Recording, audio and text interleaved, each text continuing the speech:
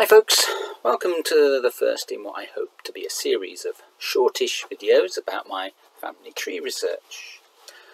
I thought that having spent the last few years doing this research, now would be a good time to report on my progress. So this and the following videos are an account of the journey I've taken in discovering who my ancestors were. It's been a journey of discovery with ups and downs, highs and lows, and puzzles galore, leaving one confused and sometimes frustrated until there's an unexpected breakthrough. But first, this search really began in the 1970s when Dad decided to investigate the family tree, having gone on a genealogy course at Rydal Hall in the Lake District. As an interested young teenager, I went along too, but information was less accessible in those days, so investigating one's forebears was a very slow process. But the course gave us some ideas of what to do. As a result, Dad did some investigating, including talking to his Aunt Winnie. And there were always good intentions of talking to other relatives, but with hindsight it is obvious that there were never enough of these conversations. I did more research in the late 1990s, setting up a series of web pages from what I then knew, much of which was based on the work of other relatives and mostly inherited from Mum's side of the family. But I also received some letters from Auntie Joyce, Dad's sister, filling in some of the Moffett background.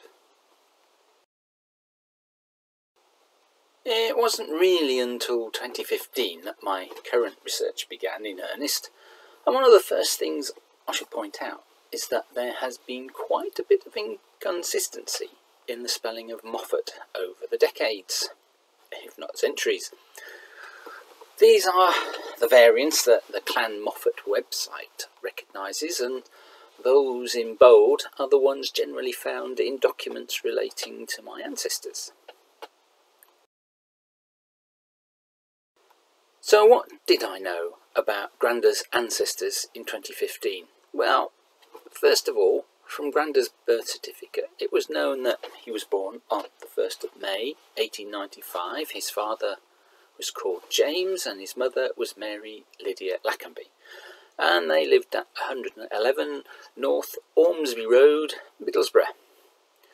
And according to great Aunt Winnie, James Moffett was thought to have been born in Carlisle.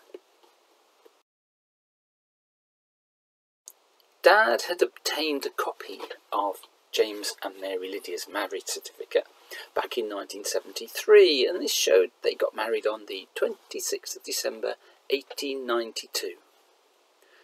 James was 22 when he married, so was born sometime around 1870. And according to the marriage certificate, the father of James was John, who was a joiner, according to great Aunt Winnie, as recorded by Dad. And John Moffett is thought to have married Anne Armstrong. Also, James's mother married twice, and the second time to someone called Kirk. So insert your own Star Trek reference at this point. In 1901, James Moffett acquired a silver pocket watch, which had been handed down, or has been handed down to me by Dad, who received it from his dad. The name and date are stamped into the back cover.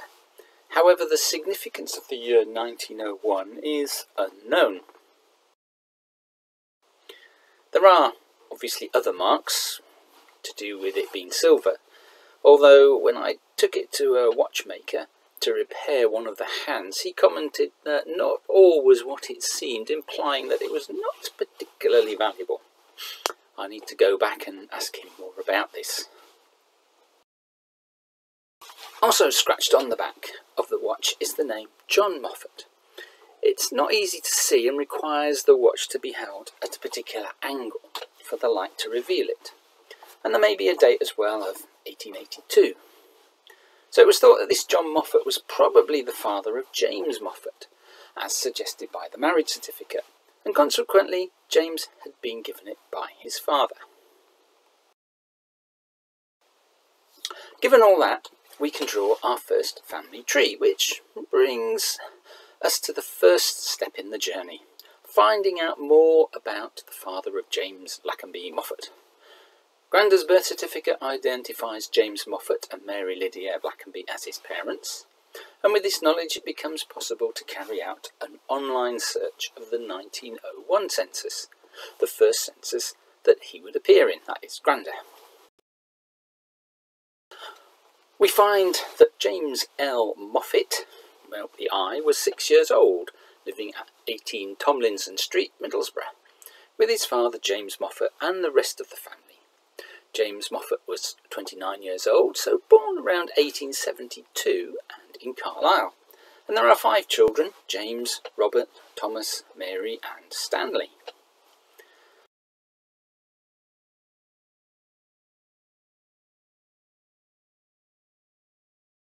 A search of the 1911 census reveals James Moffett, now aged 39, so still born around 1872 and in Carlisle, living at 64 Morn Street, Newcastle upon Tyne. 4 children are found in both the 1901 and 1911 censuses, that's James, Robert, Thomas and Mary, but Stanley is missing. Meanwhile, we've added John and Henry and Winifred, who is of course Great Aunt Winnie.